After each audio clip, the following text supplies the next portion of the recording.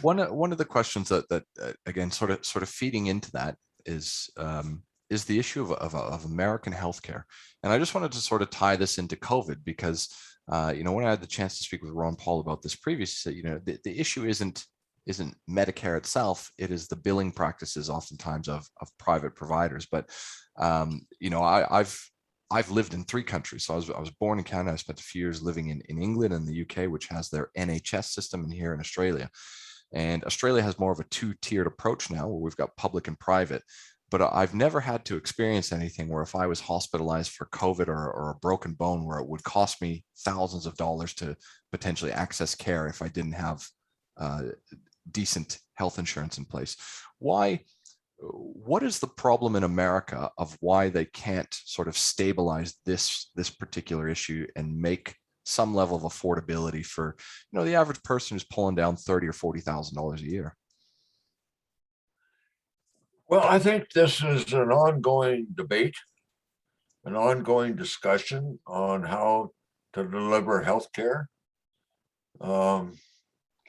We have a pretty centralized healthcare delivery system now. We have Medicaid, which is primarily for the poor, the unemployed, the disadvantaged, and then you have Medicare, which is for those who are retired after age 65. So those two programs take care of an awful lot of people in this country. And part of Biden's program is to expand those. So then you have the private sector who is going through transition from individual practices where a doctor, he would graduate from college, he'd start his own office and provide services on an individual basis. What's happened in the United States is that the hospitals have basically taken over healthcare delivery. And all these doctors who once worked for themselves can't compete with a hospital. And they're finding themselves becoming salaried and working for the hospital on a salary. And they're abandoning their own personal offices, health delivery offices, and going to work for the hospital. So it's getting monopolized by hospitals effectively. Yeah, and I'm not sure where that's going to lead us because there's very little check and balance over there what they charge. And one of the pieces of legislation that they've been trying to pass, I don't think they passed this, and that would require the hospitals to publish ahead of time the cost of the different procedures. So if you're having your tonsils removed, you can go and shop for the best price. Yeah, a price, a menu, effectively, yeah. Yeah, right now you check in and they do something on you and they charge you all kinds of crazy monies for things that they did.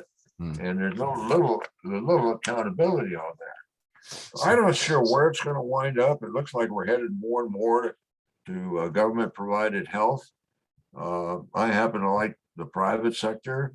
I like to have choices of doctors I see and procedures that are performed. Just show me what's out there and I can make a choice.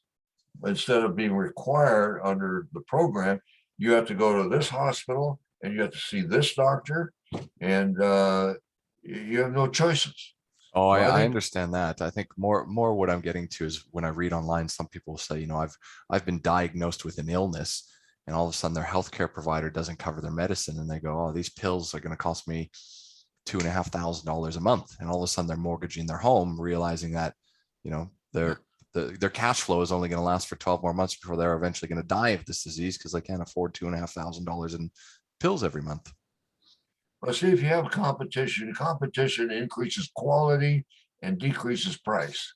And that's no reason why we can't have that in the private sector health delivery system.